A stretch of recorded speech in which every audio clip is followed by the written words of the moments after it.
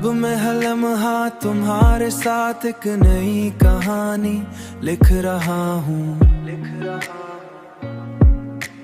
हर दिन एक नया ख्वाब है और हर रात एक नई उम्मीद।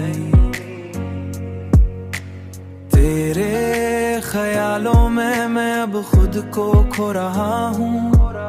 खामोशी में भी तेरी आवाज सुन रहा हूँ।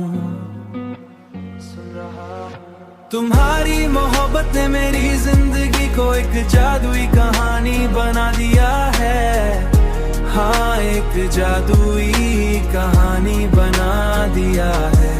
मैंने जान लिया है कि मोहब्बत का असल हुस्न इसकी सच्चाई में है। हाँ, उसकी सच्चाई ने मुझे मुकम्मल कर दिया है। हाँ, मुझे मुकम्मल कर दिया है ये जादुई कहानी। शायद यही वो मकाम है जहाँ इंसान वाकई खुश होता है। यहाँ के सब रोशन हो जाता है, रोशन हो जाता है।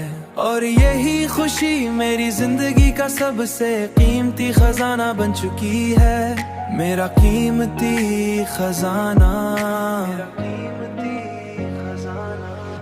तुम्हारी मोहब्बत ने मेरी जिंदगी को एक जादुई कहानी बना दिया है।